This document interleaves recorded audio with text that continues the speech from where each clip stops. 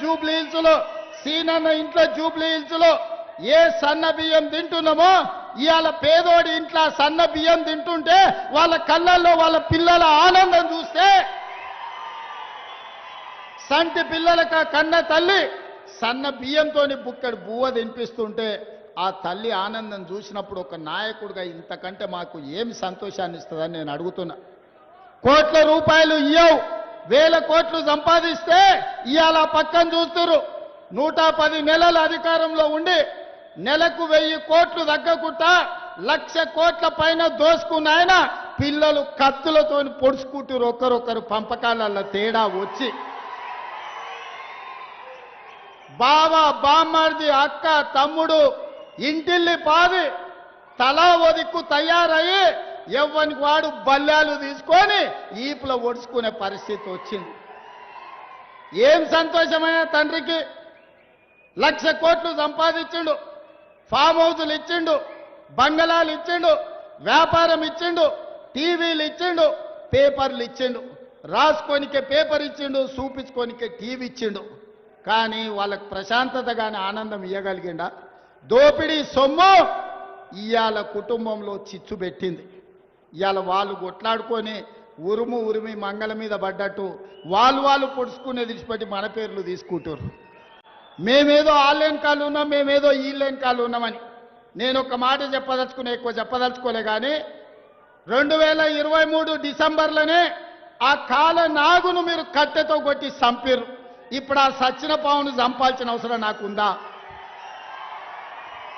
BRS అనే పామును, ఇది కాలకూట విషం ఉన్నది, ఇది ప్రజలను దోసుకునే అనకొండ అని 4 కోట్ల ప్రజలు డిసెంబర్ 3 తారీఖు నాడు బండరాయితోని మోది ఆ కాలకూట విషమున్న కాల నాగును ఆయల్లనే తెలంగాణ ప్రజలు బొందబెట్టిరు, మాడ వలగొట్టిరు. ఇక సచ్చిన పావుని ఇవాళ నేను చంపాల్సిన అవసరం ఉన్నదే? మీ పంపకాలలో పంచాయతీ వస్తే కుటుంబ పెద్ద దగ్గర కూర్చోండి, తెగకపోతే కుల పెద్ద దగ్గరకు పోండి, అక్కడ కూడా తెగకపోతే మంత్రగాన్ దగ్గరకు పోండి. ఎందుకంటే ఏ పంచాయతీ తెగకపోతే మంత్రగాన్ దగ్గర పోయి కూర్చుంటారు. పోయి ఉన్న మంత్రగాన్ని చూసుకొని మీ పంచాయతీ తెంచుకోండి. అంతే తప్ప మమ్మల్ని లాగకండి. మీ కుటుంబ పంచాయతీల మాకు రేషన్ కార్డులు ఇచ్చే పని ఉంది, పేదోళ్ళకి సన్న బియ్యంతో అన్నం పెట్టే పని ఉంది, పేదవాడికి ఇందిరమ్మ ఇల్లు ఇచ్చే పని ఉంది, పేదవాడికి రైతు భరోసా 9 రోజుల్లో 9,000 కోట్లు ఇవాళ పేదోళ్ళ ఖాతాలు వేసినాం. 25,35,964 మంది రైతులకు 20,617 కోట్ల రూపాయలు రైతులకు రుణమాఫీ చేసినాం. రైతులకు రైతు భరోసా ఇవ్వడమే కాదు, రైతు రుణమాఫీ చేసి ఒక్క 16-18 నెలల్లో 1,04,000 కోట్ల రూపాయలు ఈరోజు పేదల ఖాతాల్లో రైతుల ఖాతాలో వేసినాం.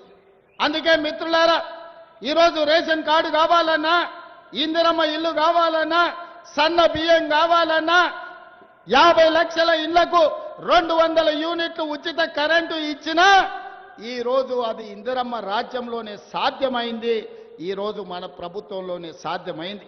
ఇదే కాదు, ఇవాళ నేను ఒక మాట చెప్పదలుచుకున్నా. ఆనాడు పోడు భూములు ఇచ్చినాం, అసైన్మెంట్ పట్టాలు ఇచ్చినాం. ఇవాళ దాదాపుగా కొద్ది మందికే ఇంకా భూములు ఇచ్చే అవకాశం ఉంది. ఇవాళ భూములు అందుబాటులో లేవు. అందుకే మన దరిద్రం తీరాలన్నా, మనం బాగుపడాలన్నా విద్య ఒక్కటే మార్గం. మన తలరాతల్ని మార్చేది విద్యనే. అందుకే విద్య మీద ఈ సంవత్సరం 40,000 కోట్ల రూపాయలు ఖర్చు పెట్టి ప్రతి పేదవాడికి రేషన్ కార్డు, ఇందిరమ్మ ఇల్లు, సన్న బియ్యం ఇవ్వడమే కాదు, మీకు చదువు చెప్పించి మిమ్మల్ని డాక్టర్లను, లాయర్లను, ఇంజనీర్లను చెయ్యాలని ఇవాళ మన ప్రభుత్వం ప్రయత్నం చేస్తుంది. అందుకే 100 నియోజకవర్గాల్లో యంగ్ ఇండియా ఇంటిగ్రేటెడ్ స్కూల్స్ పెట్టడమే కాదు, 20,000 కోట్ల రూపాయలు పాఠశాలల నిర్మాణానికి ఖర్చు పెడుతున్నాం. డైట్ ఛార్జెస్ 40% పెంచినాం. కాస్మెటిక్ ఛార్జెస్ 200% పెంచినాం. రాబోయే రోజుల్లో అడ్వాన్స్డ్ టెక్నాలజీ సెంటర్లలో సాంకేతిక నైపుణ్యం నేర్పి మన పిల్లలకు ఉద్యోగ ఉపాధి అవకాశాలు కల్పిస్తాం.